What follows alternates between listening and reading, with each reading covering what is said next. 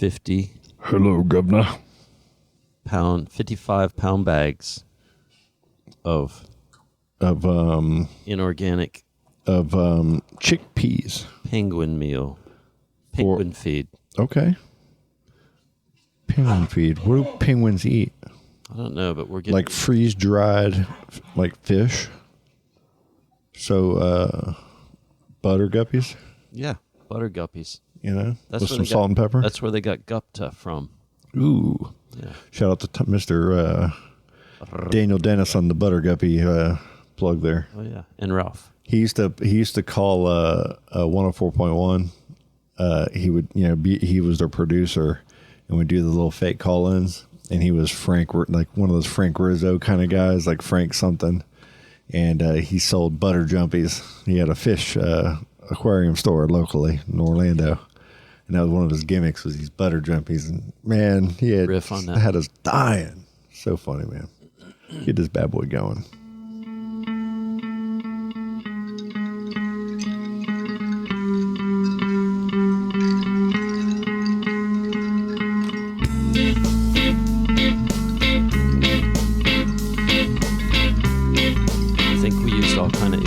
Instruments for this one. Oh yeah, just the wind chimes and the little thing that makes that when it breaks, so you can hear that. Did you get to talk about that on Chase? No. Exclusive. No. Only found out here. Here we go, like this little wind up thing. This that thing.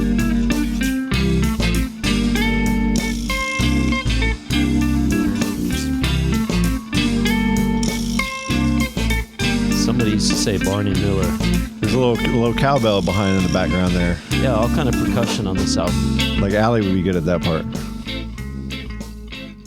Hello, everybody. Welcome to another episode of the Adjust the Mic podcast, episode number 220 on Monday the 20th, 19th? 20th. Tuesday the 20th. Tuesday the 20th. Monday, yesterday was Monday.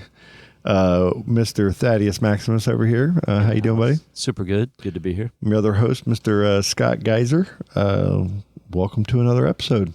Welcome. Little walk around was nice. Things are starting to grow. It's been a battle with the rain. We are not getting it. You're just speaking, on a potential drought. Yeah, we got a shot. It got leveled out, but now we're back in the nail biting sector. It's been a battle. Like, yeah, I'm every day just trying to get as much water out of those rain barrels. And as soon as I'm kind of, getting everything watered, I'm next day, it's dry again. It's bad. Yeah, we don't want to see June come in the grass and everybody's lawns and in the medium of 95 turn brown. When that happens, it's bad.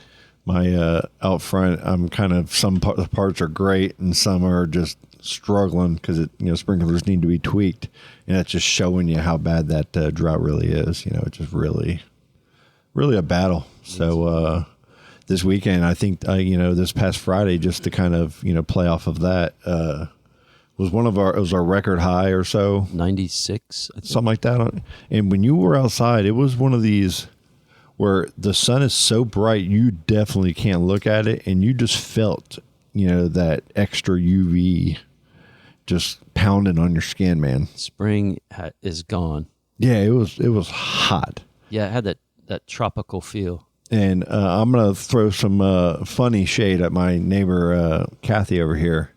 Is on Friday I get off of work, and it's about 5:30 or so, and she was doing a little walk down, our neighbors down a few houses down, work for an AC company, and I've called them before, but it was, set an appointment on a weekend rush, and I like to do my own stuff. And Kathy was walking to go talk to them about, Coleman AC around here, sold out to that Dial Drew something. There's some other, AC company, and she didn't know who they were. So she was asking me if I knew any good AC companies, and I told her who I use. But I said, I'm kind of stubborn and try to do most of it myself first, and then I make it worse, and then I call them, so let's, Boku bucks on the weekend. Yeah. So on that Friday, it's about 10:30. I'm laying in bed, and I wake up, and I'm sweating. And I'm going, wait a minute. I go look at the AC, and I got it set at 74, and it was 78. And I'm going, I go upstairs into the attic, and the breakers, popped. I go outside, and, the capacitors weren't bulging or anything, but the fan wasn't coming on either. Changed the capacitors, and the fan didn't come on. Changed the fan, everything came on. So I had to replace the fan and capacitors, I think. How much? About $300. I got lucky. Ace Hardware here in town had everything. So that Saturday, Garden Street. No, I think I texted you and I said, when the blood pressure calms down, I'll see you on the other side. Because I don't like talking about my repairs that I don't feel too confident about until I'm done with them. You were hot boxing. Oh, it was on, dude. And so woke up that, Lori had to go to work, so she went off to work Saturday morning. So I just took that and went and mowed my dad's yard. Right when I get there, he's like, yeah, my AC people are coming. They'll be here at 9 o'clock. I'm like, oh, yeah. And he's like, oh, it's the Coleman people. And so Kathy talks about the AC outside, and mine's fine. That night, it goes out. So I'm, razzing her about, giving me the bad, AC mojo. But I really believe that day was so hot. And how we've had some of these solar bursts from the sun? I don't. Over this past year, you'll see sometimes in the weather reports, they talk about sometimes the sun has a flare. Okay. I think we even talked about it on a podcast once where we were getting some of the solar flares. Yeah. That were sparking up, and they kind of throw more energy that can, mess up appliances, messes up. It can do the electromagnetic pulse. Yeah, it can give it some kind of issues with certain things and make things like they say sometimes capacitors and stuff and ACs and stuff can cause. Like the Tom Cruise War of the Worlds when they had a pulse like that. Solenoid went bad or whatever. So my brain is kind of like, man, my dad's capacitors went out. Mine went out. Somebody else's that I knew went out. Sun burps. Then my freaking my pool pump, the seals started to get dry, and it's a normal thing on that. Same day as the AC. Same day, I get that fixed. Right after, right when I'm going out there to work to look at it and get it kind of diagnosed, I look down and the pool comes on, and it's just heaving water out like hardcore. So I turn the whole thing off, just put a bunch of chlorine in there, and just kind of say, I'll get to you later. So after I got that done, then ran up to the pool supply, and luckily they had a whole thing of seals. So I just kind of came and got 3 of the seals replaced, and I got 2 more eventually to get to. But and then problem solved for now. And you put a seal of approval on it. It was a nice little crazy weekend that I just, with the weather, it was dry. Yeah. It was just kind of crazy, man. It's over. Yeah. But that's a lot of money that you would have spent with the person coming out on the weekend. Oh, yeah. AC repairman on the weekend. They do great. I think the hardest job, it wasn't even replacing doing the fan, and doing the capacitors or any of that stuff. Jay's Electric, the guy that came out last time, really set me up in a good way to where I watched, and he kind of says, okay, if you ever need to do this yourself, you just... Cool. And I kind of paid attention, and I've done it enough times over the years now and messed them up and made it worse. And, now I think I can actually do this all right now. So got that up and going. I felt like a man. It's done. I feel like a man, dude. You know what I mean? A DIY, yeah. Your chest kind of pops out a little bit. A little bit of peacocking around the kind of like bounce around like I can fix it myself. Instructions or anything. I can bust my own knuckles. And when I was talking to the electrical guy over my dad's, I'm like, hey, can y'all give me a motor? I'll buy one. Hell no. You got to come do this. I'm like, I didn't offer to pay for the whole thing like I should have probably. Like, I'll pay for the service fee too. I'm like, well, what about, doesn't Ace Hardware or someone of them? He goes, oh no, they definitely don't have them. And the way he said it, I was like, I don't believe you. Yeah. And I went on the website and I saw them there, and I'm like, I went to the one in the garden, and they go, sometimes we do. And they saw where they had them, but they didn't have any in stock. So I'm like, the one on US 1's going to have them. And I go to the front guy, and he goes, I don't think we have this kind of stuff. I'm like, I think you do. So I think you do. They're very nice there. Hey. And it's very clean. That Ace Hardware in US 1 might be the most well run and serviced Ace Hardware Big time. of any hardware store that I've ever been to in my entire life.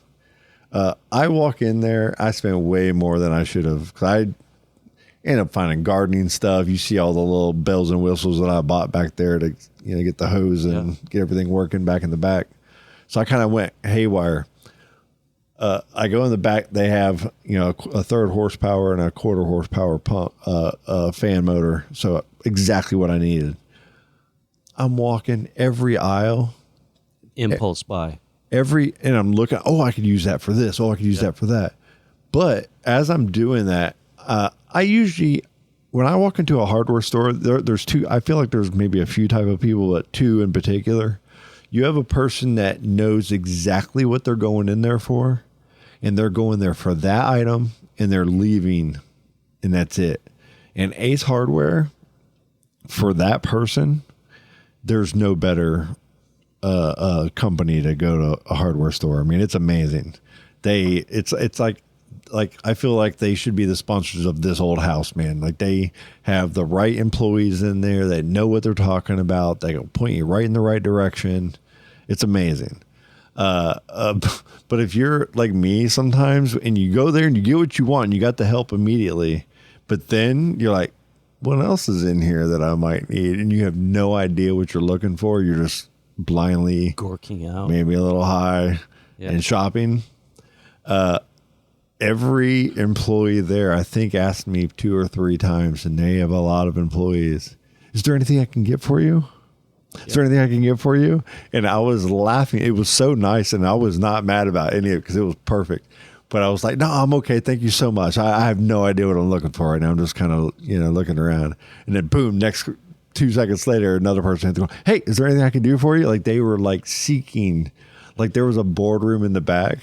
And everybody and the manager was like, today, I want every single person that comes in this store to be greeted. You know what I'm saying? Like one of these little pep talks. And it was like early in the morning and they were all ready to start their day and they were helping, man. And all of the love, but it was just cracking me up. By the time I left there, I had like $500 worth of stuff. And man, it's your kind of stuff. You got all the it was insane. It was insane. I'm shaking my head going, gee, now do I want Arby's? Man, I like the I French didn't get dip. Arby's. Oh man, the Bronco berry sauce with the little jalapeno poppers, or those little sliders, the little roast beef sliders, or the little jalapeno ones, or the little chicken ones. Food fantasy going on right now. Oh my gosh! Hey, did you see on the wall behind the cash box? Do they still have the bathymetric art of Canaveral? They do. Because I like that a lot. They have them at both stores. Yeah.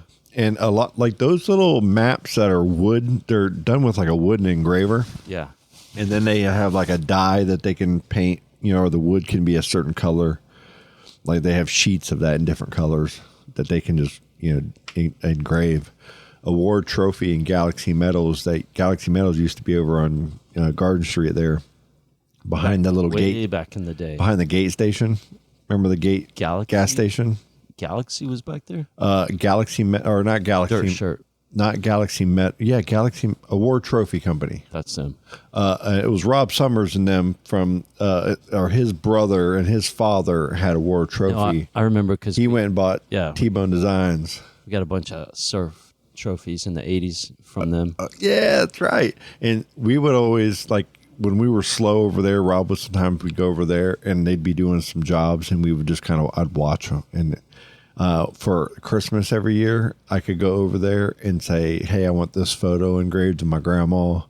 And they would like engrave it onto a plaque, and for Christmas, I'd be giving these badass gifts, Sick. that are all custom, like poems and cool sayings and things you could get it just engraved on a piece. And they'd have all, stacks of like extras that, couldn't be used for a job or a misprint that you could just sand down and get a new print on it and just paint it and boom.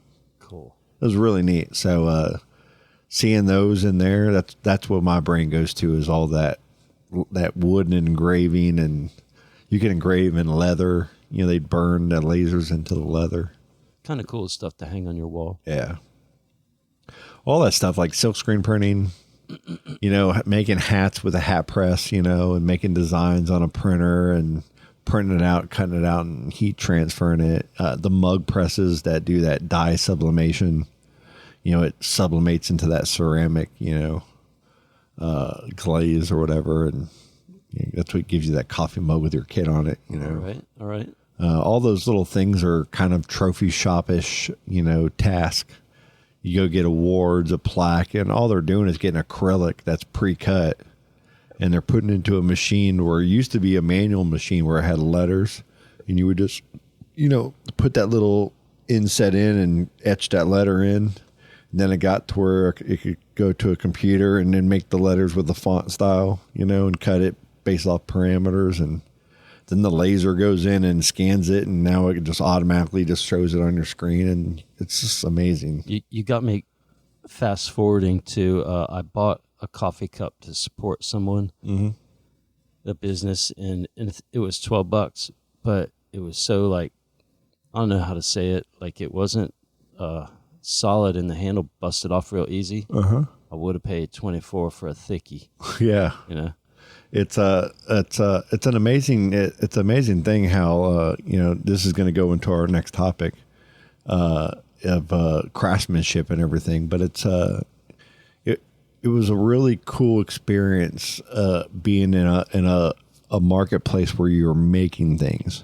When I was a kid, it was collecting. I collected comic books. I collected football, basketball, baseball cards. Beer cans. Garbage Pail Kids. Garbage Pail Kids was my big one. My mom, I think out of anything that she's ever, any beef that me and her have ever had, Mom, if you ever hear this, you throwing away my Garbage Pail Kids for punishment because you thought they were disgusting, vile things. I don't think they're worth that much, but they're still pretty valuable now. I loved my Garbage Pail Kids, and I had a lot of them.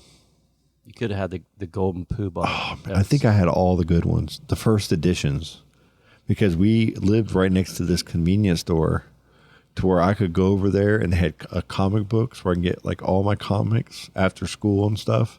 And I could take my money and I could get candy cigarettes and Chico sticks. Chico sticks. Because those were the little 25 cent and 10 cent area. So I needed more money. I needed more money towards comics or Garbage Pail Kids. And if they had a Garbage Pail Kid, when they opened them out, those packs were gone. They'd be right there by the register. So you'd have to get my mom a pack of cigarettes, give me a pack of Garbage Pail Kids.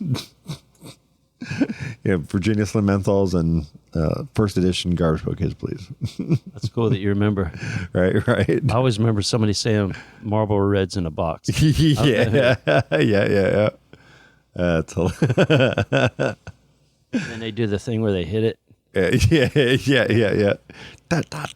Maybe roll it up in a sleeve later. You got to open it up, and then you open the thing, and you got to take the little wrapper thing around the cigarettes. Oh, yeah. If you're a pro. Yeah, that's funny, man. That's hilarious. So products. But craftsmanship, sturdiness, lastability, utilitarian. we were going to talk about this even, I think, last week a little bit, is I think we're really starting to see it. This isn't one of those global warming topics. This is a real debate that I think has been going on for so long that I listened to my grandfather and I listened to, Is it a debate or just marketing? It's a fact. Observations. Yeah, I'd say you're right. You're right. We know that it's a bunch of flim-flam out there, and some of it isn't, But what ended up happening is durability.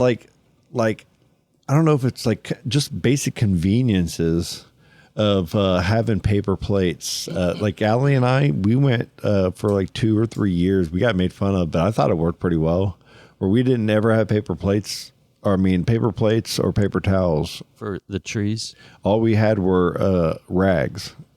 To save trees. Yeah, to not buy paper towels and have the need for them. It was just a little thing that we did, and it was right when we started donating to the 4 Ocean cause, because they were, making a market out of collecting plastics out of the ocean and marketizing that. And if they marketize it the right way, more of it will come out, which is going to be good for the ocean, getting more of this microplastics and crap out of our oceans, right? And that's at least the idea behind it. And it made sense to us. And, for years we did. And I don't remember, at some point, we caved, having enough parties here and stuff, I think. Napkins started kind of coming into the mix and kind of made their way back into the convenience, of everything. But plastic forks, all these single-use items, you know what I mean? And to be honest with you, I feel like 20 years ago, you had 4 or 5 fast food places. Now there's a franchise on every street. You have a couple taco places, a couple burger places, a couple Mexican places, like on every main street in every city now. We're talking about product quality, right? We're getting there. Okay. But I'm kind of giving us like a synopsis, I guess, or I don't know, maybe I'm shooting salad here. No, but it's maybe, but to where convenience and getting things quickly that come in plastic containers, that come in plastic bags, your Taco Bells, your McDonald's, and getting things at McDonald's was $1. They had $1, man. You could go in there with 6 kids and spend $15. But everything's going in the landfill. And all of that stuff is going in the landfill. And the skill that's being lost that I think is valuable is the cooking, to making something, to cooking something. And the effort that goes into cooking, it means you're not going to eat as much, which means that we're going to be all a little bit healthier, because when we're all in line to get the fast food with the sugar and the salt that's super high in it, we're getting that boom, we're getting that endorphin rush, and we're getting that quick release, and we're getting that, that nourishment, but then it's not good for us, and we're not exerting energy after the fact.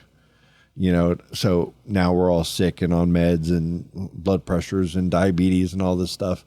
So the convenience factor of having, single-use plastics, and instead of like a good quality stainless steel fork that you keep for generations of, right? That you clean by hand, or whatever, now we have dishwashers, but like a sturdy pitchfork out back in a farm that is made, out of iron, and it's going to last a lifetime, and 10 lifetimes potentially, to where if you go to a hardware store and buy the same pitchfork, it's probably going to last you 2 or 3 seasons before it rusts out, the handle breaks, a screw breaks in it, you know what I mean, or you start having issues. Like the old, wood bats from baseball were built with a better quality than today's. You know what I mean? So on that note, I definitely remember forever, me and my people would be like, if it's a Craftsman and it busts, you can turn it in. It's lifetime and all that. Yep. And at the same time, like 70s, 80s, maybe early 90s. And the one thing that really like I noticed, and it stuck to me, was that we'd always get shovels. I've been through so many shovels. And we were always looking for the fiberglass one, the thickie that don't bust, and it lasts a long time. Mm-hmm. And then there was a time when they started selling one that looked like that and had a skin wrapped around it, but was some, flim flam. And that was when things really got out of control. Yeah. I'm going to go fast forward real quick to 2 things. One is the tarps they sell. And somebody of your buddies say, oh, they're only like $2 or $10 or $7, but they disintegrate real quick and pollute your yard. They're terrible. Now here's the rest of my terrible list is when you go to the flea market, like up in Daytona, and all those knives that are going to fold on your kid's hand, mm-hmm. and all that stuff is pretty much going to go straight to a landfill. Mm-hmm. And it's just, that is some weird, like, and you take all the fast food, takeout food, styrofoam, plastic, all of the stuff, and think about that economy that was built, the GDP that, every country got off of this cheaper material to disperse their assets of food and they made a higher profit margin. But then, like if you are Woodstock and you go put out, that huge festival and all that property, everybody was pissed off when you left and didn't pick up after yourself. Everybody was mad at you hippies for doing that, right? What's the difference when a company does that? That supplies plastics and things that just gets discarded and thrown into our landfills and everything.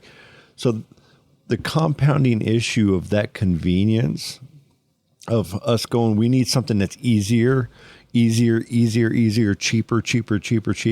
And more money for the owners. We have degraded our personal pride, and I'm not one to speak here like I'm, this is just something that I observe, and I'm pointing the finger at myself when I say these things almost as much as anything, you know what I mean? And it's just a way we were raised and, understanding and having a budget and trying to save money and, you know what I mean? All the current economy when you grew up. Yeah. All the ups and downs. But I guess here's the other side that I want to say is when we started going away from metals, it was probably because the cost of extracting those metals from, mines and all that. And they go, well, we can just grab and make this rubber out of this manufacturing facility in a safer way, like your DuPonts and everything, right? And your Rubbermaid companies. With this plastic, we can make these hard plastic parts a lot cheaper, and we can break a bunch of them. And what happens, instead of selling 10 shovels, because there's only, in this community, 10 new families, that 10 new houses that need a shovel.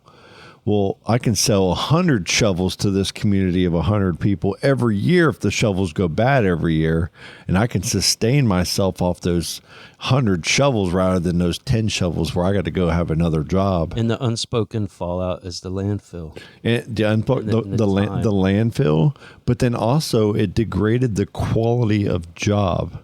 It took the craftsmanship and it took the skilled laborer that built that Ford vehicle that like here up in those are the cars that are cherished the most, by the way. The ones were built by hand in those without plastics and with metals. And they're stronger sounding than that's when we are the most prideful when we talk about our 60s vehicles from the 60s and you know what I'm saying? But up in Alcoa, like when I was shipping, when I just got into the logistics work, we do a lot of work for Alcoa Aluminum in Messina, New York, and Louisville, Kentucky, and Nashville, Tennessee. They have a lot of hubs. But I was personally doing aluminum rod and bars and refrigerated unit reefers for like at 60 to 80 degrees. So that way that during the summertime that aluminum wouldn't oxidize and sweat. So we'd run it in air conditioned at like 60 to 80 degrees with these 10,000 pound straps, and we'd lock it into these semi-truck refrigerated trailers and take it all the way to City of Industry, California, or they would use those, rod and bar. And we did it for years. And over the years, you start your drivers and the employees that work up in Messina, New York, that whole town of Messina is just metal manufacturing. And these huge manufacturing plants that supplied for wars, that supplied, aluminum for and all kinds of irons and different metals. That so many people from the Northeast worked in that area up there of northern New York, in Louisville, and all these different metal making areas, Michigan and Detroit. All of the, where did all that metal come from for Detroit? You want Detroit to come back? Well, you can't buy the cheaper Chinese steel. You have to, make your own metal ore here, right? And if you're doing that at a higher rate, you would have more metal on stock, and then craftsmen would be buying that metal and making your shovels, and they would push out the plastics, the cheaper plastics and everything, because they're more durable and last longer. I feel like Americans have already gone through that cycle now, or we are maybe never going to get out of it, because I'm just an older person with better, wisdom now and seeing the big picture. But you got to hope we'll have leaders in all facets, from local all the way to the top, that see that craftsmanship and having jobs for your communities that are durable and making things that are nice and making good money out of it to have a good life and have that self, that's how we societies are prideful and advance and create more long-term, stable. So the industry, everything. The industry feels up in this thing you're describing, but you personally, as an end user, a person like yourself, you have a certain pride about saying, man, I've used this thing forever. It still works. And there's some kind of recycle vibe that you appreciate, not being part of the landfill, not being part of just make 2 cheap ones. You're like, you have a pride of the clean kind of line that you're living. Yeah. And so there's something about that. And do you get cringy when you see all the plastic, the sporks and foons or just when you see a product that's just like, it's going straight to the landfill? Well, like your Temus and, when your Amazons, your poor, like these shoe companies that are making shoes that just aren't going to last at all. We're gear gluttons though, so we're guilty. Oh yeah. We got stuff and we got all day fiberglass stuff and whatnot, but just in general, like there's a cringe value to certain, it's economics that where it comes down to. If you're a person that has like a family of 2 or 3 people, maybe you and a wife or just a girlfriend, or you and a friend, whatever you are, 2 or 3 people in a household.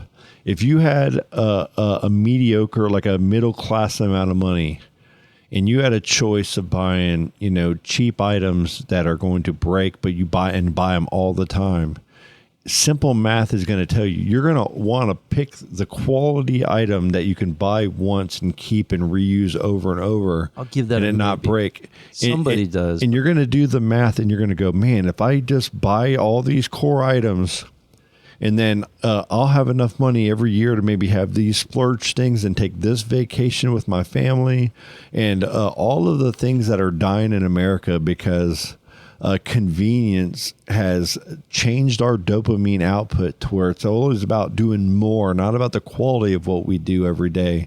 It's about how much can you get done every day.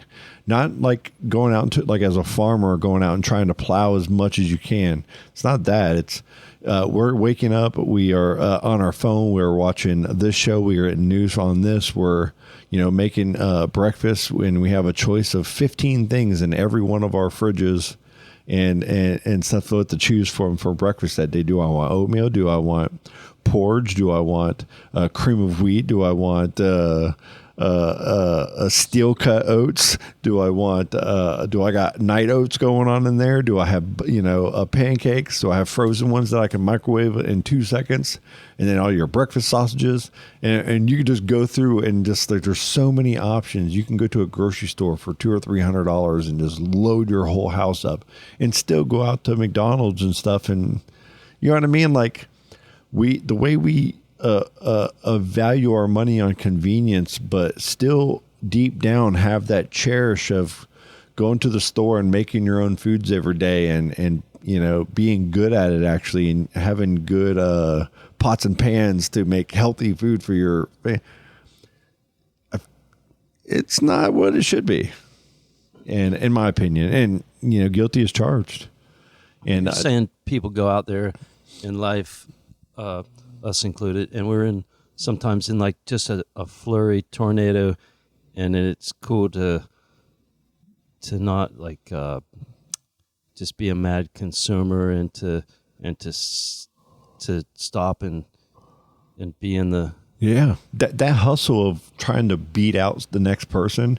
Like if you're a small fishery and the northeast or up in Alaska, let's say, and you're, getting your salmon numbers or whatever, and you're trying to get, this guy over here is getting, I'm just making stupid numbers up that don't make any sense to reality, but $20 for your salmon, and you're catching 5,000 of them. Well, this guy over here, 20 years ago or 10 years before, you could get like 5 salmon at $40 a piece and have a better life of not reaping so much out of the ocean and still supplying good food for your family and friends. Now it's a competition to get as much out of the water as you can. That price gets pressured down. These packing houses control the pricing, and you're out there fishing. You're fishing your life off at the packing houses, pricing, and the quality of life that you once had doing something that you love. Now you're spending so much money to stay in compliance, and you have to catch this much of a yield and pay this much of a permit. Like, if society decided that they didn't want to do that anymore, and they just wanted to go out and fish and live in a more of a backwards, looking back kind of way, it can happen, and society can break down very fast with wars and all kinds of things, man. And it's a scary thing to think about. And I feel like after Japan went through, World War II, like, supposedly, from what you hear in marketing and so, they've rebuilt back in a very smart way, and they're a very clean place and have like a very good quality of life. And I don't know what I'm saying, but stuff's going to change. I feel like on our end, it could get kind of gnarly. That party is over. Yeah. And there ain't enough fish anyways. Hey, did we have a shout out for a local craftsman? Who we got? Our Modern Gear, Knife Mike. That's who I think of. Okay. Yeah. Throw it out there, man. That's your guy. Well, Knife Mike. Michael. Hell yeah. Knives. He builds some. Talk about him. Well, his stuff he builds is it's built to last. Why did he start doing it? What got him into it? We're gonna have to get him on the show and crack it open. But he's just a spectacular artist and craftsman. He has like Instagram and all that as well. Not super active, but yeah, he does. But he's like Rain Man. Yeah, he makes knives for like a lot of big up people. I think he might be like the big dog. Yeah, like the guy. Well, his name's Knife Mike. I love it. Yeah, Michael Raymond Knives, and his stuff is specced out and so well built. I mean, it's kind of the opposite of what we're talking about. All this garbage. And no, but that's a great point though. Okay, off the cuff, what do you got that's sitting around that's a good buy and a keeper? These are pretty solid right here. These coffee. Oh yeah. Like this one I bought at these handmade, pottery type of setup here. This little coffee, thing that I use it all the time, and I think it'll last quite a while. And it's all handmade, and it's something that's renewable. It's just clay. Have you drove by the landfill down there near 520 Adams Road? I haven't been down there. But you've seen it lately, driving by 95. I haven't really looked, to be honest. Like I couldn't give you commentary on it, but the mountain is growing. Is it getting big? Yeah, I'm sure. I'm sure you've driven like to Miami and seen a few on the radio. I used to live in Louisville, and in our town of Fairdale, right when we were coming over our Gene Snyder Freeway overpass, we always had the methane, hill mounds of. You get that of all that stuff and the methane smell and the smell. It's all gross. Yeah, calm wind. Well, we've always had that at the end of Fox Lake there too. Yep. So it's all right there anyway. I smelled that for a bit. South Street where they. Yep. Oh yeah. You ever look and see how much like trees and plant matter they're bringing in to grind just all the time? Look at Mockingbird, man. That's like they're expanding over there, and I mean, like I love it for some reasons because we want to use some of that stuff. I can go out there and get some cut up oak, cool. It's just a lot. But it's a lot. And where was all that going before that was there? I mean, it wasn't. It was growing. Yeah, but they're just scooping out the woods, making neighborhoods. Yeah, they are big time. Yeah. Yeah. You know where that new public... And a lot of it's maintaining current properties too. Oh yeah, but damn, there's a lot, man. Oh yeah. It's just nutty. It's Titusville's growing, so it's a crazy thing. But like what you were talking about with Knife Mike, that's a craftsman thing. That's something like I'm building the knife that me, Mike, that I'm making for my customer is a knife that you will have to give to your child, that your child will be able to give to their child. It's not a knife that's going to break, over some kind of flipping or some button push thing that stops working. Like if you go buy a knife at flea market, at a Bass Pro Shops, which is in every state now, in every big city, the Bass Pro Shops or the Cabela's is where everybody goes for their outdoor things, right? It's like you're one of your hubs, and they have knives there that you could spend $300, $400, $500 on. That's amazing. That's going to last you a while. And then they got the knives that are $11.99 and $7.99 that you can buy, and they will break in a heartbeat, or they'll fold on your hand. Based on the budget of that person and the value that they have on that knife in that situation at that time. They're going to go for the cheap thing because we have so much choice.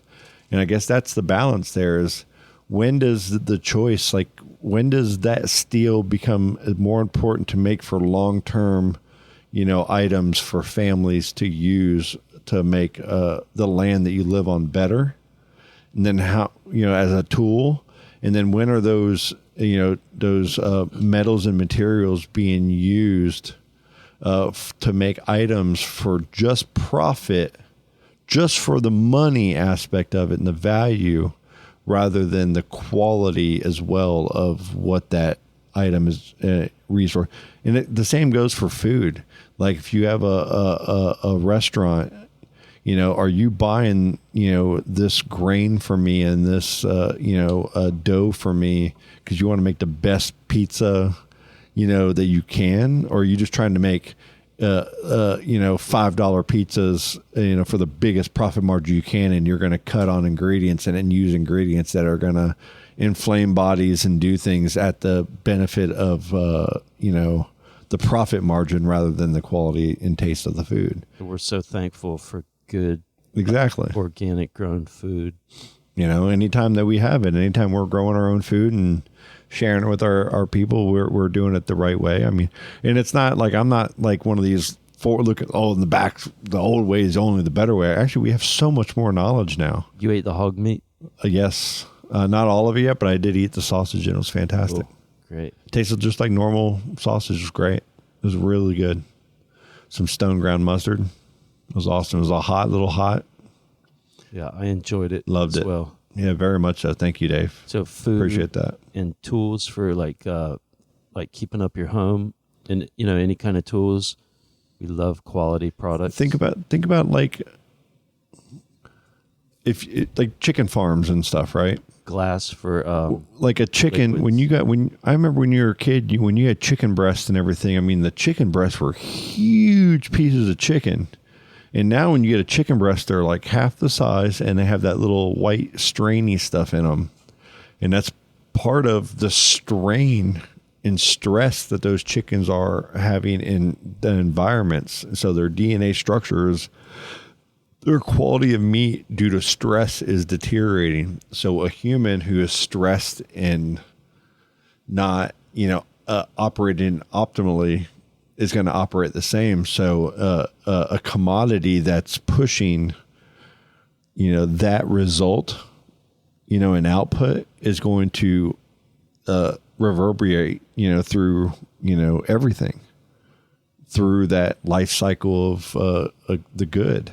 So if you're making something, like in my opinion, if you're a country and you have, I'm getting oil and I'm pulling out oil, I'm pulling out, metals to make things, I would have, a head of people. It's not about beating everybody else. Sometimes it is, and maybe it is, and maybe there's bigger pictures. Level, though, I mean, down here in the warm zone of your that's what I'm trying to get at. It's like, see, right now, everything is, so polar, and it's cheap, or it's only the good stuff the people that have a lot of money can afford. It's not like you have this option as the whole country has the equal option to make, the choices to buy the higher quality things. The options aren't there, and they're designed to not be there, in a very intelligent way, that compounds, and some of it's, not done, on purpose. Sometimes it's just a reaction to trying to save money. So you're imagining the warmest, coolest, vibiest one. You go, yeah, instead of just a corporate factory. I mean, I think just when you've worked as hard as, we've all worked at certain stages of our life. I think I've worked in the more of a corporate-ish type of situations before, and I've worked in, more of the, hands-on, and I can't say that any way is better than another, and to each their own, and there's all different perspectives. It's not more of a judgment or a better or worse thing, but it is a reaction that's being felt in many different ways. When you said all the stuff, I kind of vibed on John Lennon, Imagine, and you're, kind of, you got to imagine it, or I don't know if you got it, but it's cool if a lot of us maybe imagine stuff and bring it to life and give it fuel. Maybe something cool and different and positive could happen. Just get everybody. Wholeheartedly. I like the vision. I like the warmth. I like the keep it green and clean kind of. I think what we're recycle. What we're seeing in time is us as humans, our brains can only process so much, and we're given so much information now that our brains are trying to make assumptions on things that so much quicker. And I don't feel like we give ideas and thought processes and reactions to things as much of a the fear is broken down with us more right now. So we're not so like concerned and worried. We're like, everybody's exhaling a lot better especially over here, because we're safe, at the moment. And we'll, after break, we'll kind of get into some of this kind of stuff. But there's a migration that's happening worldwide right now to democratic countries, and there's a great migration chart I was trying to find right here. I thought it was on Time, but it might be somewhere else. But there's this big old globe, and it shows in a live graph, like, where people are coming from, and it shows why they're coming from South America to North America through Mexico, why they're coming from, this area from Africa up into London and to some of those areas. And a lot of it's genocides and real time things that, back, a long, long time ago, when great migrations happened, they would happen due to disasters, due to floods, due to wars, and due to all these different things. These migrations would happen, and we would, you might not hear about it from your little town and country 30 years after it happened, really, because news did not travel so fast that you would hear about it happening in real time of it happening. Like when Ukraine and Russia went to war and those first bombs hit, everybody's watching it on TV in real time. There was a time when you wouldn't hear about that for years later, and then in 1900s, maybe months later, you might see it in a newspaper article, or someone had to cross a fucking ocean on a boat and hopefully survive that to share what happened way the fuck over there. Now it's, worldwide instantaneously. So our brains are processing things and making determinations on things, just like with the Gaza and all of that stuff happening there. No matter what you think, you're making assumptions on things based on information that can be put in front of you in a marketed way without any repercussions for the way they market it to you. And then we're expected to be smart enough to be able to break down whether they're telling us the truth or not. And that's just life. And so we're taking, convenience. We're taking, do things this way because that's the way to, and then 20 years later, it gets all flipped upside down. The people that thought that doing it this way was the right way are the ones that are, hurt now. And the guys that were doing what was with their heart this way is all of a sudden, the ones that are in charge and boasting, like a Republican or a Democrat or a Yankee or a Red Sox or a Boston Celtic or a Laker.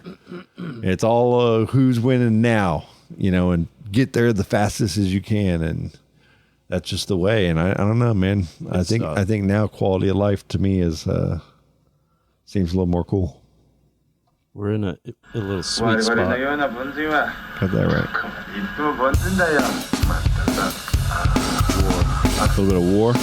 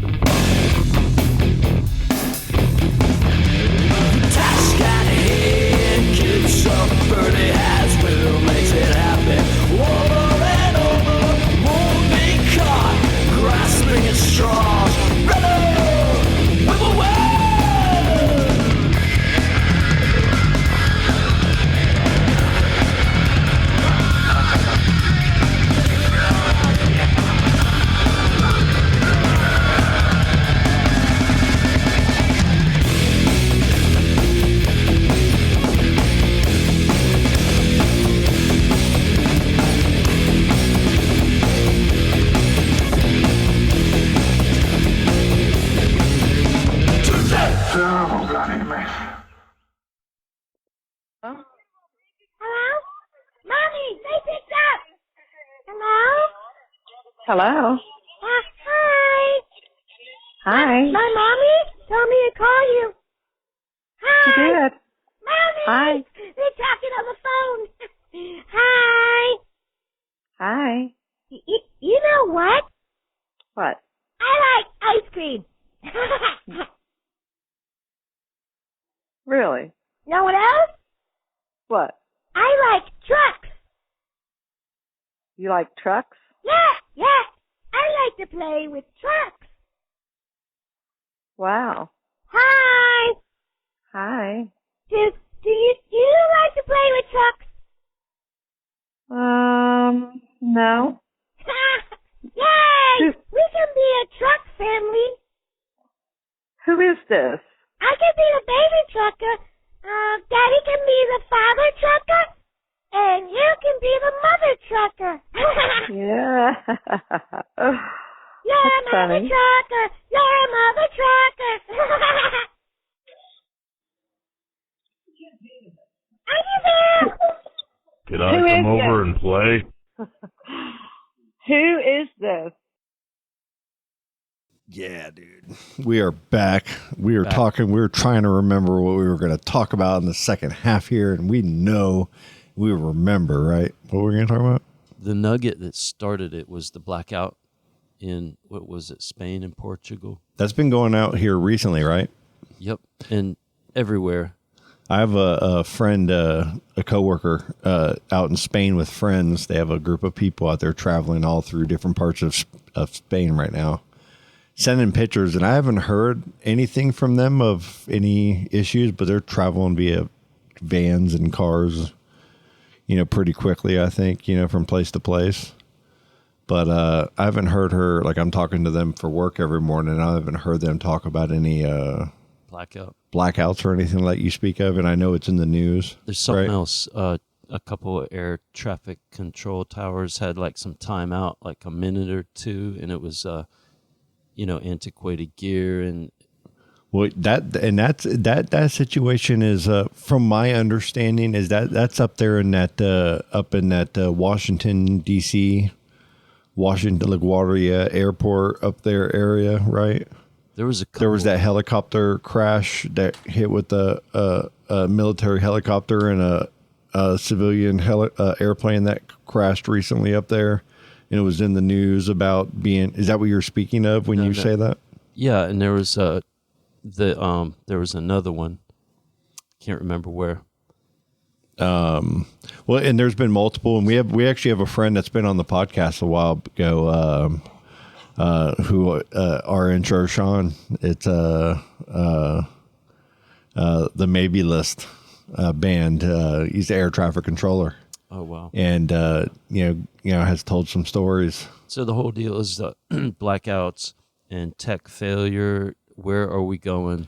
Yeah, and I haven't tried to call him through any of this stuff, and I don't even want to know, or and he can't talk about any of that kind of stuff. But that's a job that he has, and it's a schedule that's very grueling, and it's a job where you have to be really on point and very focused and know how to read equipment that is older equipment. It's not like new technology. It hasn't been upgraded in a long time, and more planes every year are getting permits to fly in the air.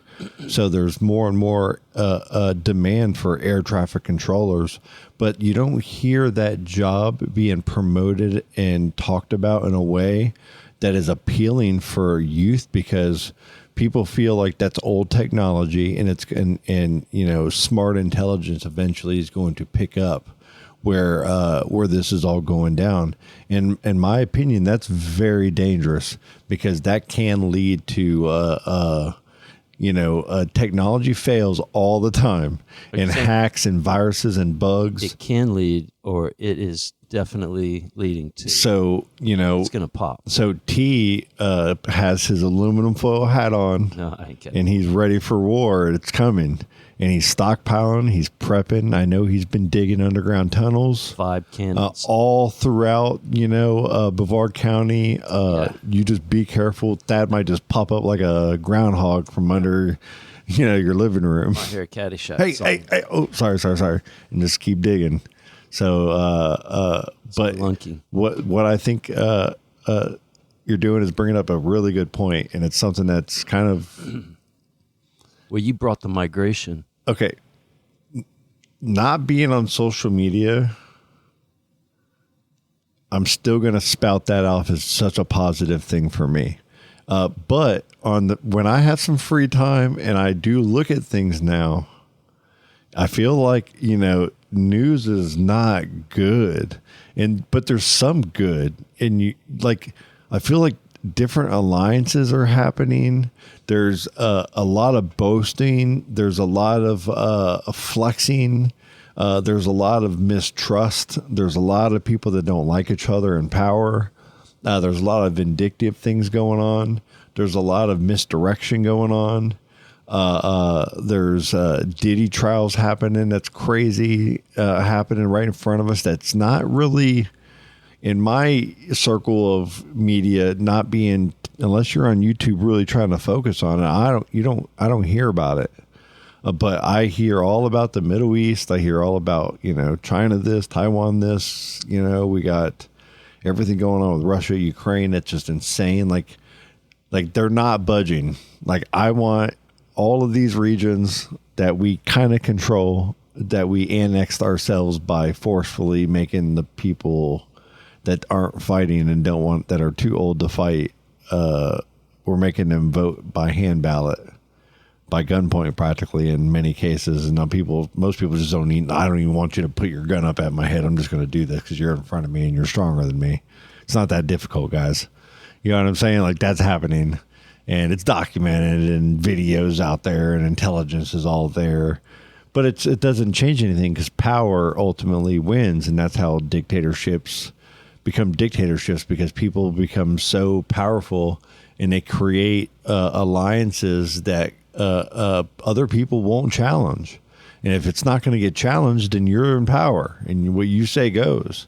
And it takes strong people to challenge strong people. And that's who knows? I don't know. I'm not acting like I know, but I see it, and I just think right now, whoever gets to win there and gets to put their fucking little Burger King hat, paper king hat on for 4 years. And I am the king of the castle, like Borat and shit does, I am the king now, it's my castle now. And then they get to ride backwards on a dog. And all you do when you're there, instead of actually doing it, you talk and try to change the past. It's like, that is so decisive and nana boo boo, in my opinion. And it's creating so much disloyal distrust, because the Americans, we were supposed to, even if we disagree with each other, when we take that vision globally, we're united, the United States. And we've turned every person that disagrees, gets the millions of viral followers for not kneeling at a sporting event. Stop pointing your finger at other people and live by the way you want to live. And you won't even think about those things, because you'll be proud of the person that you are. But everybody wants to judge and point a finger at everybody else. So I think we're hitting a tipping point to where everybody is so fed up with everybody, and everybody's tired of our rhetoric, good and bad. We might be coming at something with true intentions, and I really think Trump does not want war and any of these things. I think he's trying to avoid it in every way, shape, and form, and I respect that over the guy that going, let's just send the troops in and get this and beat the, that's cool to say and all, but in today's age, with the millions of people that I'm seeing die in Ukraine and Russians are bringing North Koreans, and they're bringing all their prisoners, and they're bringing guys on motorcycles now and charging lines to try to break them. And most of the motorcycles are just being shot, before they even get to, a point of, doing anything. That it's pointless to me. You guys are really relatives, and a lot of you guys are cousins and family members that are, were once one big federation. And now, you guys are broken into smaller subcultures. Well, I mean, America is 50 different states under one country. So we're kind of a bunch of different cultures, so as a country, Ukraine, you've broken up, and you've got some bad apples and stuff. You guys need to solve those problems, and you guys got to either come together as one, or you guys got to let Russia. I don't know. I don't know the answer to this, to be honest with you, but it's just the fighting part of it and the marketing of it just got to stop. And Putin doesn't want to stop it, because he's building up a war machine right now, and he needs the economy, but I mean, he's bleeding people bad right now. And he's borrowing other people. He's bringing, other people in. And everybody now, everybody's defensive budgets were so nothing to where people weren't making a whole bunch of new stuff except for China and except for America. We were making stuff, but not nearly. We were shutting down a lot of our military, metal, Alcoa aluminum, all these, metal manufacturing things. We were outsourcing. We were doing things in other areas, trying to be more strategic. Well, now everybody's bringing everything back in house because of technology and hacking and copying our stuff, and trying to just build, and they're trying to get powerful, man. And they're outbuilding us, man. And then we've given them all the manufacturing capabilities and all the blueprints and how to make everything we want them to make for us. And they're making it for themselves too, which is what a lot of people do. If you give me a t-shirt manufacturing company here in America, and Nike says, hey, I'm going to get you to make me, 1 million shirts, you can make a couple dozen for yourself and your family. You're going to make a few of them for, you know what I'm saying? And then you become 10 years down the road, we can make these for ourselves here and put our own logo. And, we've learned how to make this stuff now. You've given the, just like a recipe, if you're a chef and you show somebody else how to make this, chicken a la Scott, you can go to your restaurant and make chicken a la Scott now. If that recipe is that dear to you, then you better KFC that shit and put it in a vault and not share it with anybody. If it's not that important, open source it for everybody to have, and now everybody can make fucking chicken a la Scott. What about the water? Now, that's the share thing, right? Well, I mean, if we really think about it, our water infrastructure, like look at the way it was back in the gangs of New York, as a reference with like the Leonardo DiCaprio with the 5 points, was that back up in like the 40s and 50s, right? 30s maybe, where the Irish, you had like all the 5 points of New York. You had World War II, I think, going on.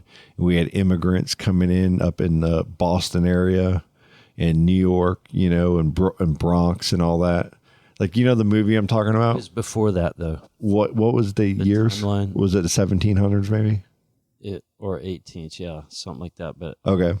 Yeah, I'm totally wrong on the timeline of when it is, but the gangs in New York, like it, yeah. Like back in that day, like immigrants were coming in, and right when you stamp you as an American, the very next line was the military recruiting you to get on another boat and go fight for your country. And we were battling, our own, natives that lived in the lands and trying to make peace, and you guys can have this and we can have this. And then we were fighting, other wars and battling Europe and Spain and stuff and Mexico. And like, and now we were savages, bro. We were fighting everybody and just took this whole area. But it was water aplenty, and now it ain't water aplenty, and everybody needs it, and everybody wants to run the resources. And it sounds to me like that's part of like even Trump signaling for Greenland, water, saying Canada, you'd be a really good, 51st state. Like the marketing of these things being said right now will have reverberations, 30, 40 years from now, saying that was when they first started talking about it. So like we'll be long gone and our kids will be old people then. And then that next generation, but, we'll be like hearing about this shit going, yeah, back when that fucking orange guy, was president and started saying he wanted Greenland. Well, guess what? America's got Greenland now.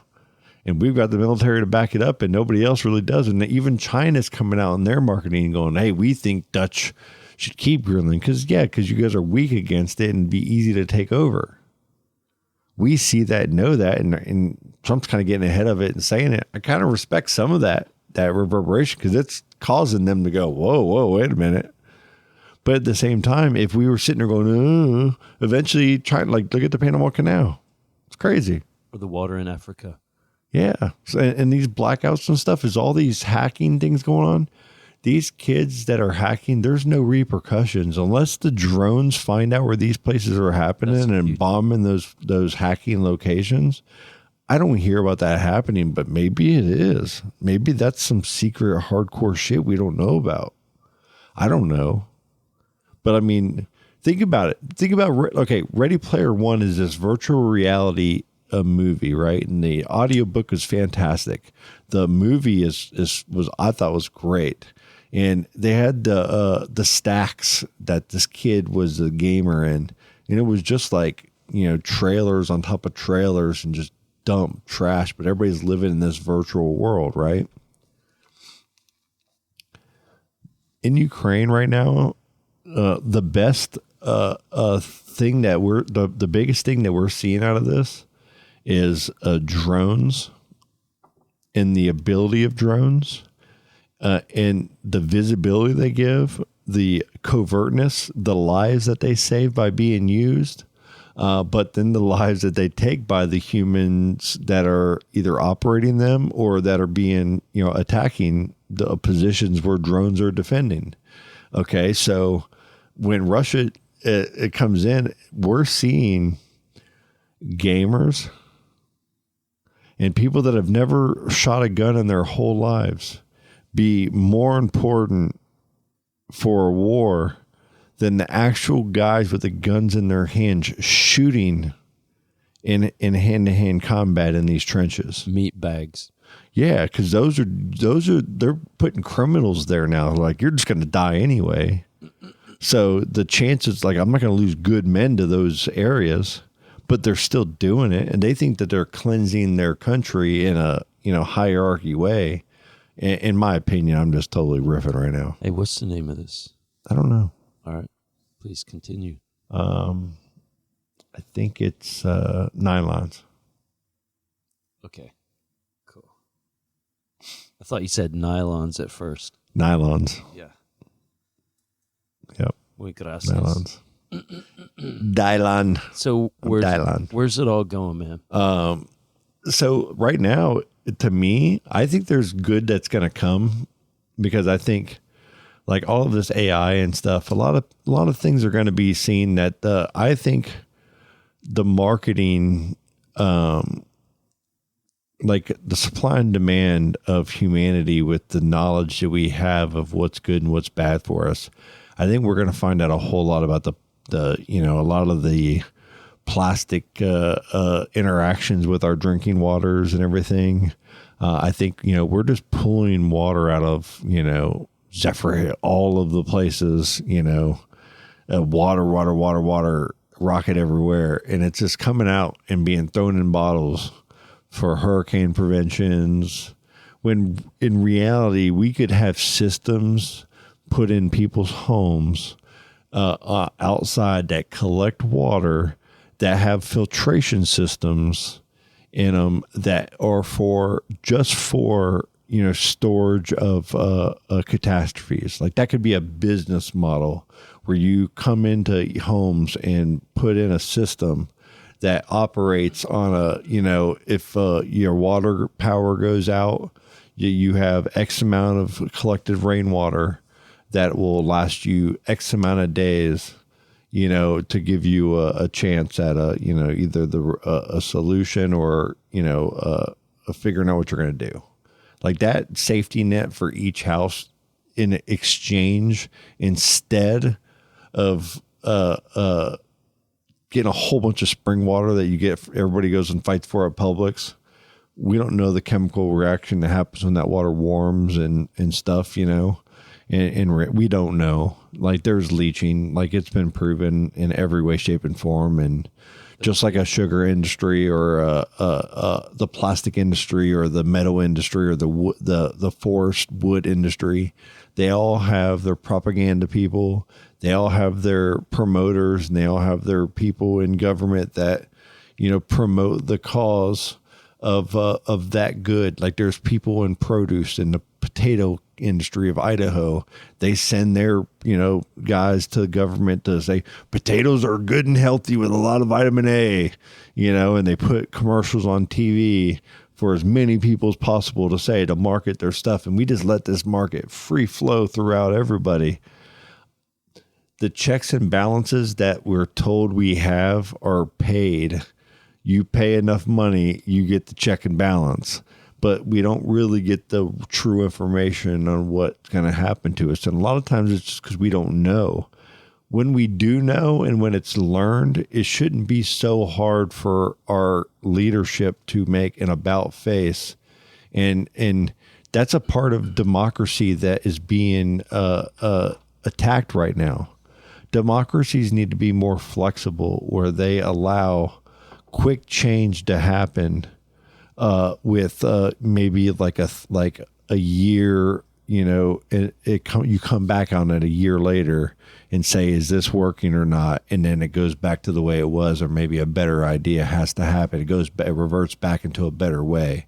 You know what I mean? So that makes people that are writing these rules think about them a little harder before they're just trying to pass it for a personal name recognition to be a career politician.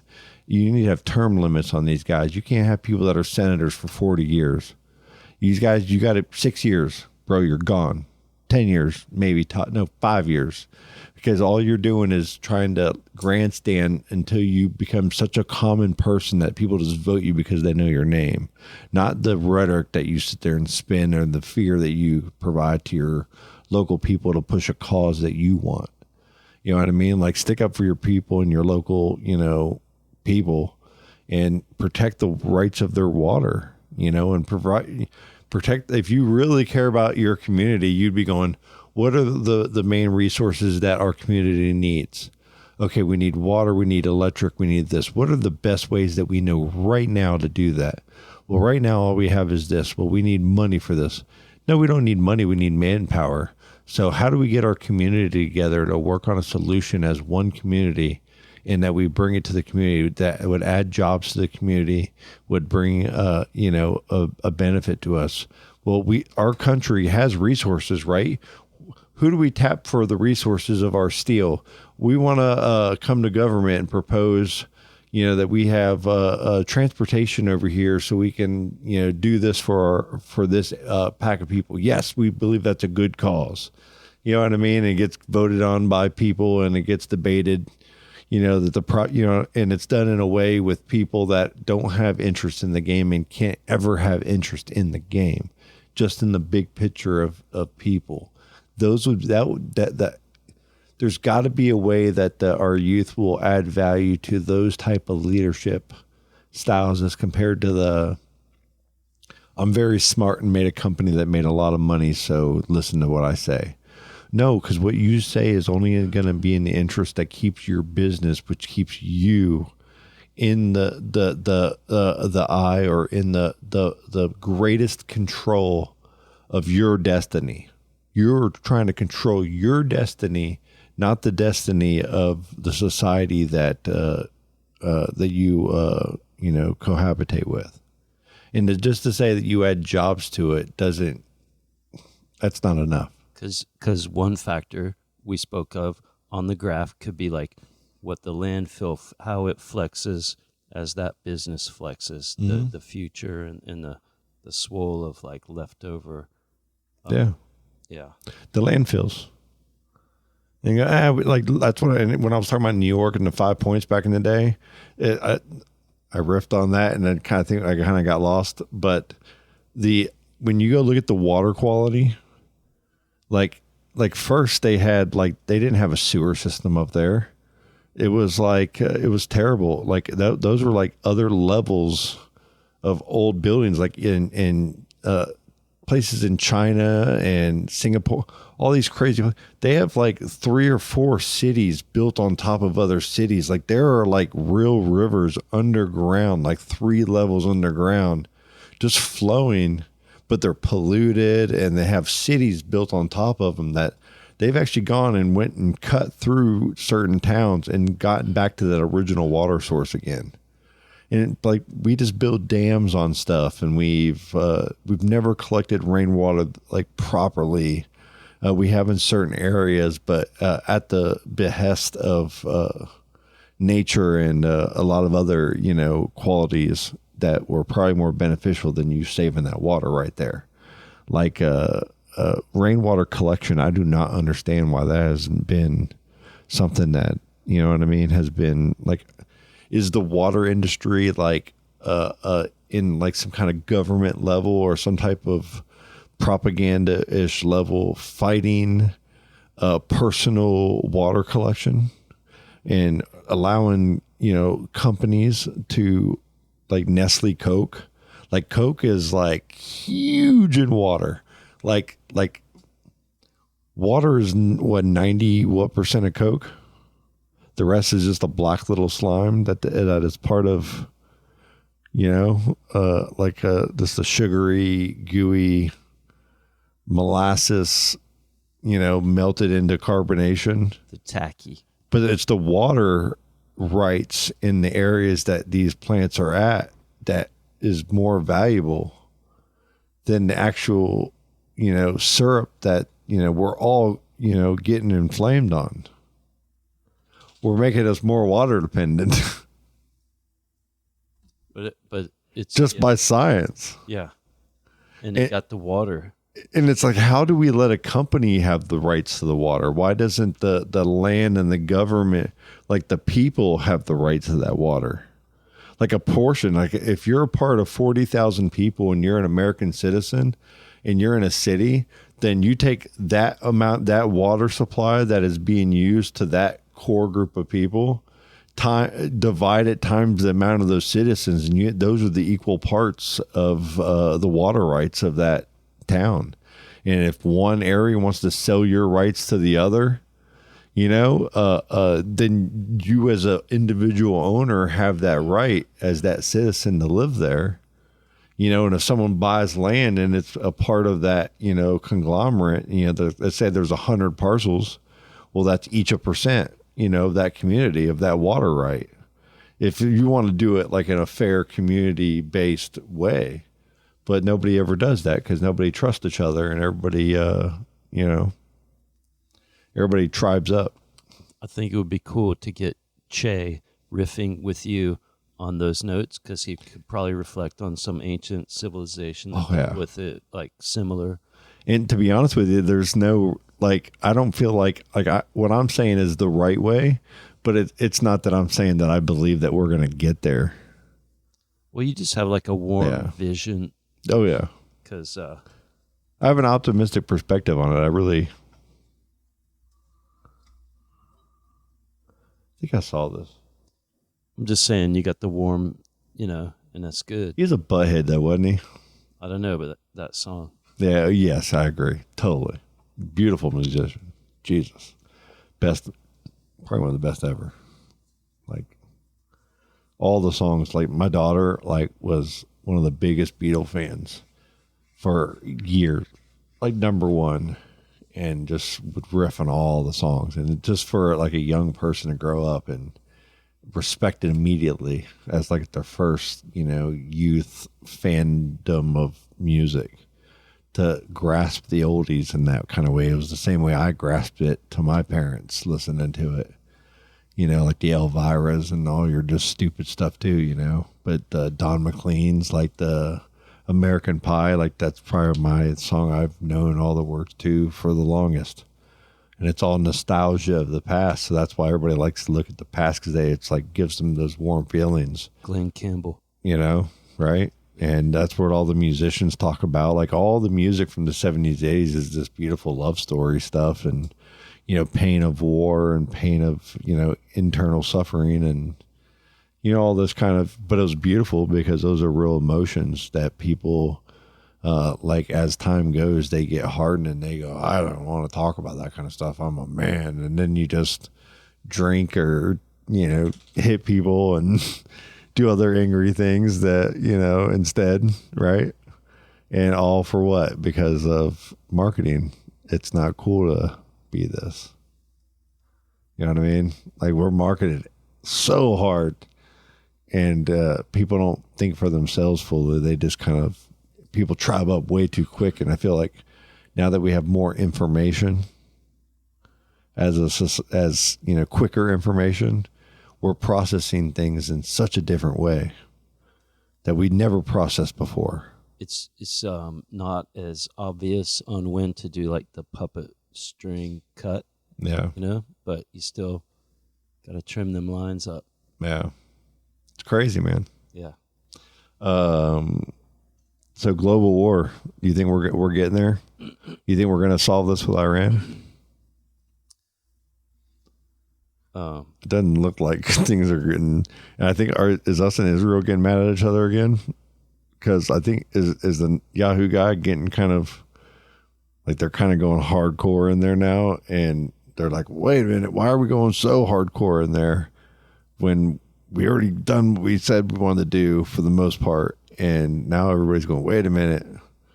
And then Trump didn't go there and see him for some reason. So now everybody, all the other marketing of the other news people are going, hey, why didn't you go see your friend?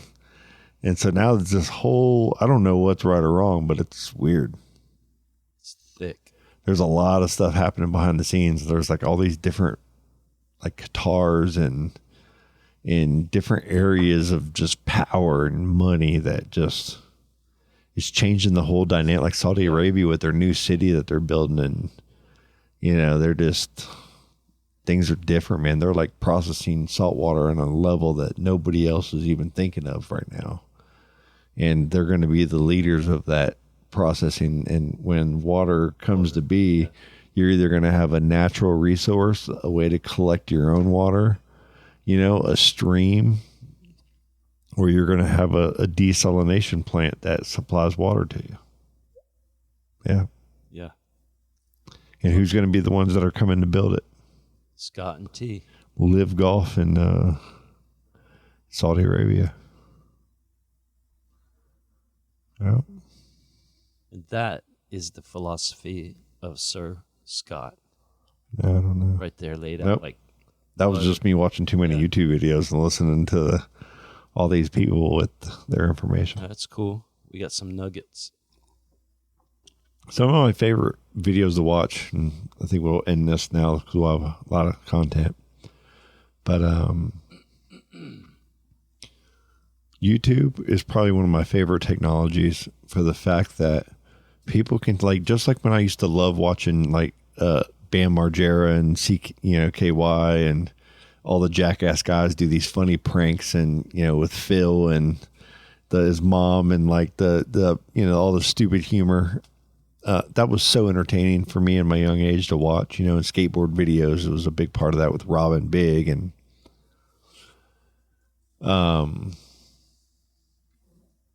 lost my train of thought. It's a very important topic that we just covered, y'all. I went too weird. What were we just talking about? The nuggets. You spat some nuggets, the Scott philosophy. If we're going to the blank space, can we catch up a kitchen? Oh. So, okay. Ooh, man. YouTube. YouTube is so cool because they have, like, you can take a camera and go to like an old town in Kentucky, Virginia, North Carolina, Arizona, some just weird place in North Dakota, Montana, some weird country or some island, and get a sense for what it's like to live or be in an area that's foreign to you. And I love how these guys will like take the I-10 and go across Florida, and they'll video each town. And it's crazy to see like an old mining town or an old fishing village town that used to maybe have 100,000 people, but because of some situation now it's got like 20,000. And there's all these old buildings, and the town's kind of still there and has a little bit of leadership, but there's no emotion behind it. It's all, we're just surviving until we get through, and our family is all like, the kids are all gonna leave and go. And it's like, it's similar to when native people get overrun by foreigners, and depressed. They get depressed, and then they slowly wither away. And then they go, well, if those people didn't come in and take from us, well, people need to learn how to coexist in better ways and share and learn from each other too. And there's experiences that I think humanity will always go through cycles of mass casualty and then relearning, as a planet, because you'll have like a meteor hit, but the Earth will still survive, but half of us are gone. And you know what I mean? Like, those are the type of things that will... That happened to me too. And then, one of your cave drawings from your property, you're going to have, some cachet of something under, that someone's going to find one day, and they're like, oh, this was the mummification of the Cranstonites, and there'll be some kind of, mangoes from the 2000s. It'll be like the year 4000, and they'll find a plantation there that's underwater now, They're going to find out. And that'll be like some kind of saltwater, brackish, St. John's-ish. The mango grove. Wow.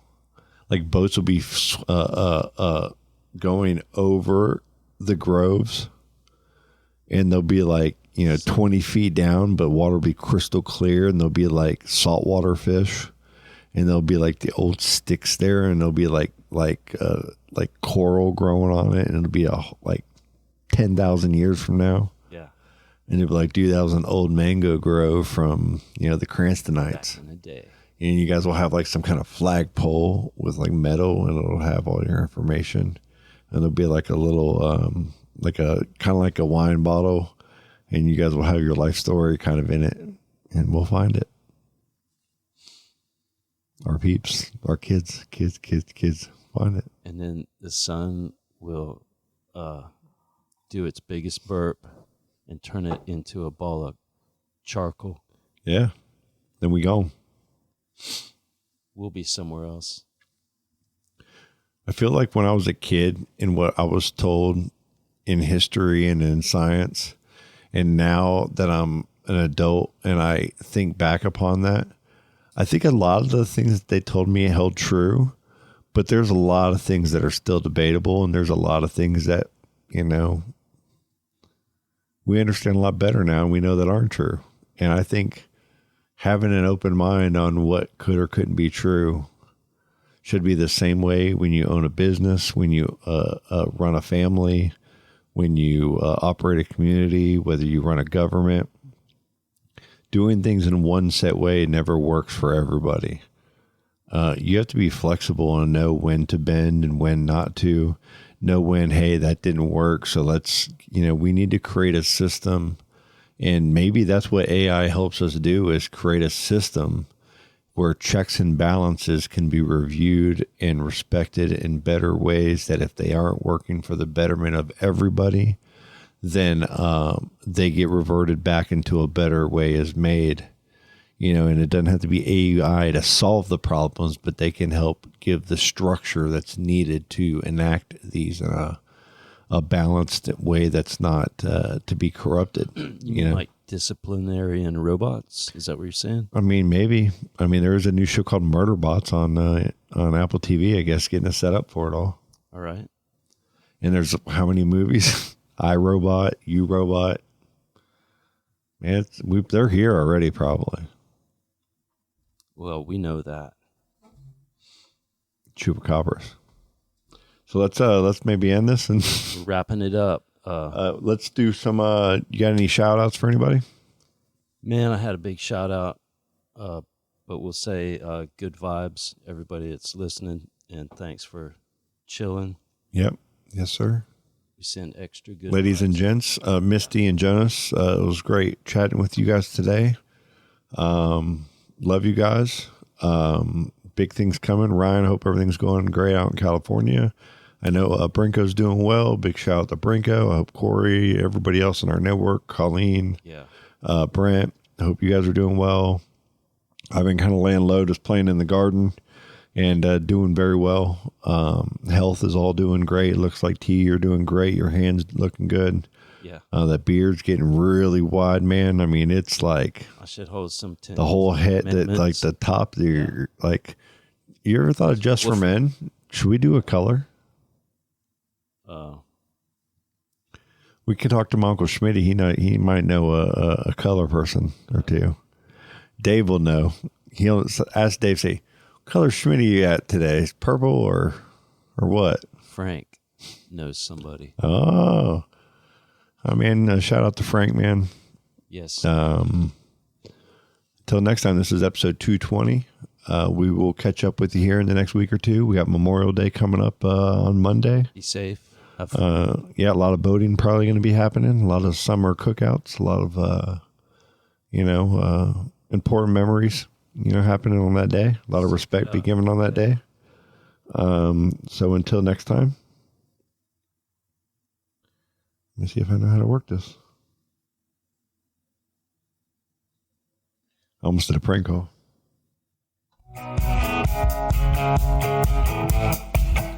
I gotta fix that little flow in to be quieter and upper. It's like, I always gotta edit it afterwards.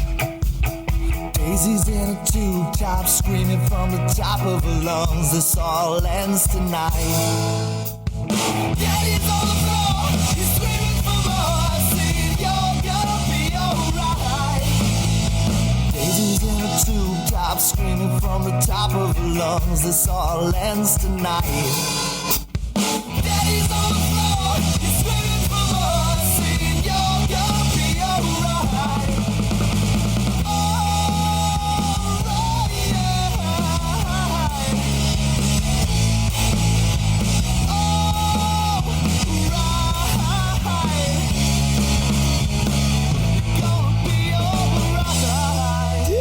just killer. Oh, dude, that was awesome.